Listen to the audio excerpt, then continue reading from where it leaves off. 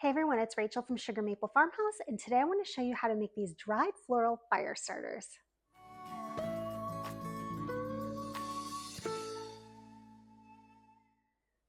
So I was getting the fireplace ready for the holidays today, and I realized I never showed you my dried floral fire starters.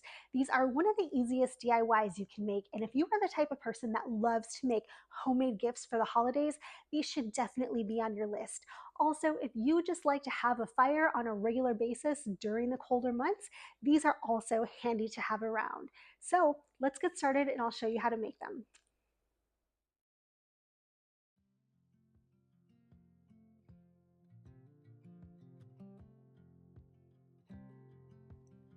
The first thing you want to do is gather your supplies. This project moves really fast, so having everything at your fingertips is really important.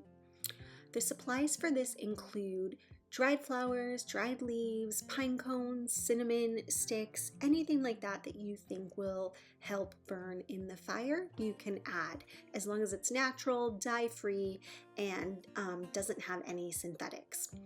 The next thing is you want to add some paper cupcake holders to a cupcake pan. I bought this pan for this project specifically. It has 18 cupcake holders, and if you are making these for gifts or for the holidays, it really allows you to get this project done all at once.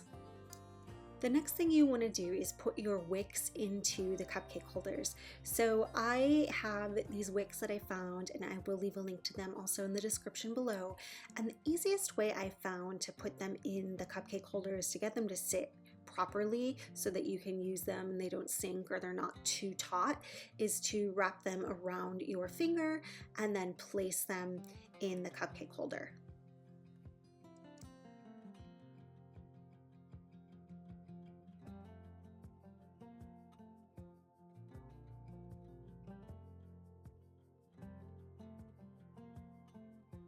Once all the wicks are in place, I started adding my bulkier items. So for me, this was pine cones and cinnamon sticks. If you're using pine sticks or pine branches to small pine branches, those would be bulkier items that I would go ahead and add now. The reason is because these take up the most volume inside the cupcake holder, and you don't want to add these things later once you've poured them and have them overflow possibly on you. If in your fire starters you want to use something like dried fruit, I think oranges or dried apple slices would work really well in these, and I would also add those now too.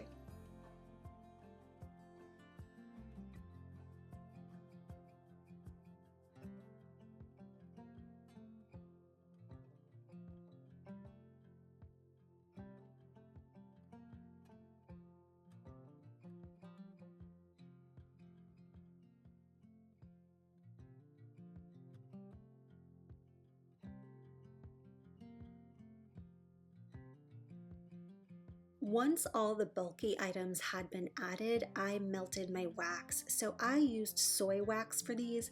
You can use beeswax, you can use soy, whatever kind of wax you prefer. I like using soy wax because I find that beeswax tends to tunnel a little more as the candle cools unless you get the temperature perfect.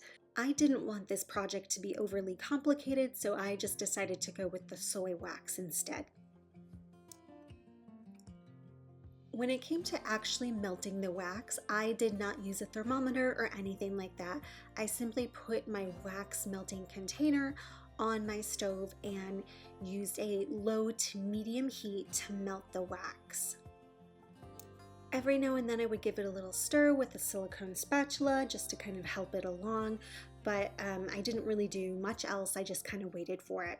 However, I will say that you should use a container and a spatula that is just reserved for melting wax. You shouldn't use something that you use for cooking.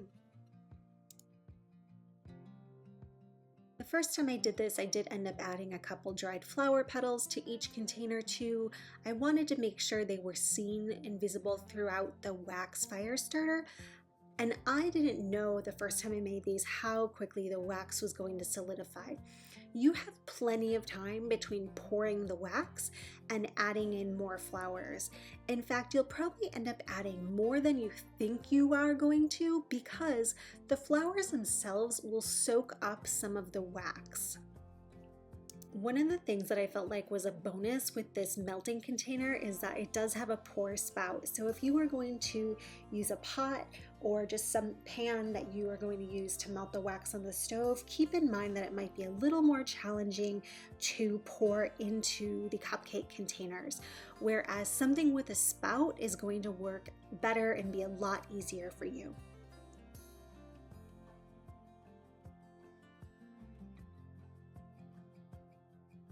The first time I did this too, I wasn't sure about the amount of wax that I would end up using for these.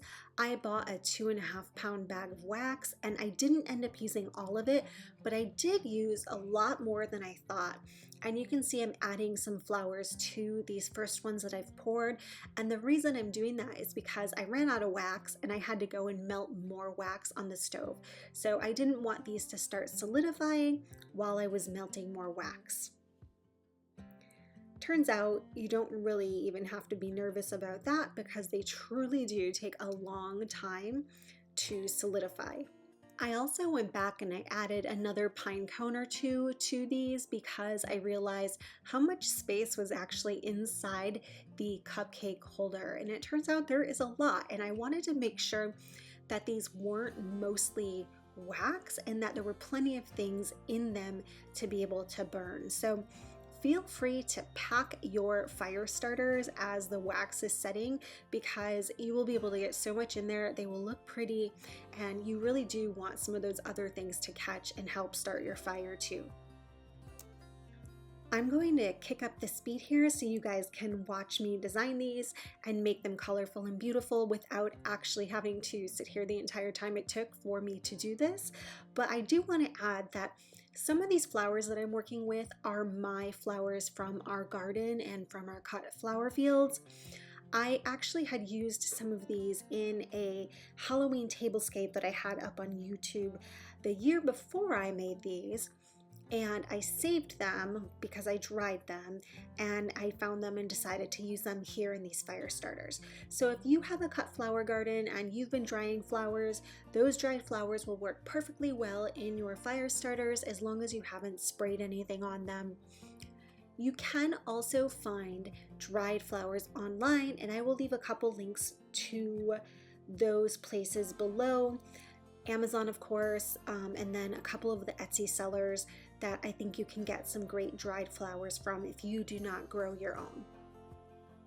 Again, I do want to stress that you will probably end up using more flowers than you thought you were going to because they do end up soaking up some of the wax. So you will be surprised as these are drying and as the flowers are going in, that you may actually start to feel like you don't have enough wax in your containers, and that is because the flowers are soaking up some of that wax.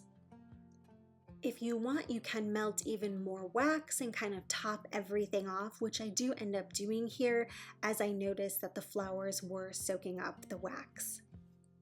And the flowers I've included here are straw flowers, dahlias, and I believe some zinnias that were directly from our garden.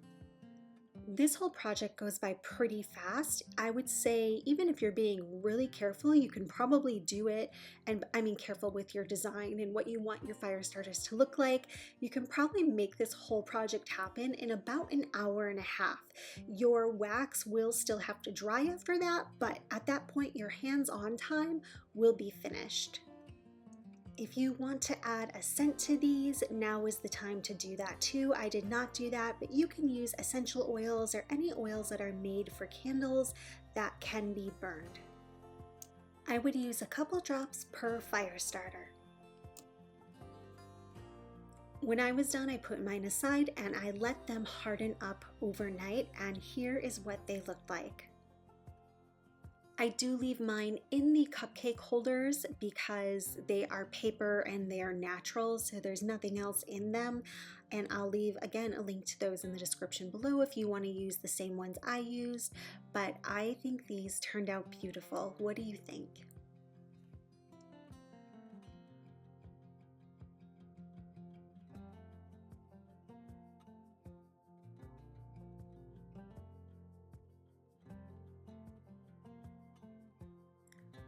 One more note as I'm sitting here looking at these, you may notice the wax melt through the bottom of the fire starters a little bit. That shouldn't be a problem. Once the wax is completely hardened, they should pop right out for you. And if you need to, you can use a fork to help kind of wiggle them out.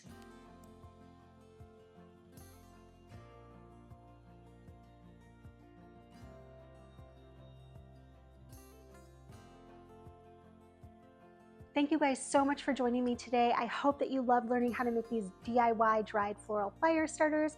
If you have any questions or comments, please leave those in the comment section below and I'll be sure to get back to you. Also, if you want a step-by-step tutorial, I will leave a link to the blog post in the description below. And if you have not yet subscribed to our channel, I would love it if you subscribed. I craft, I cook, I garden.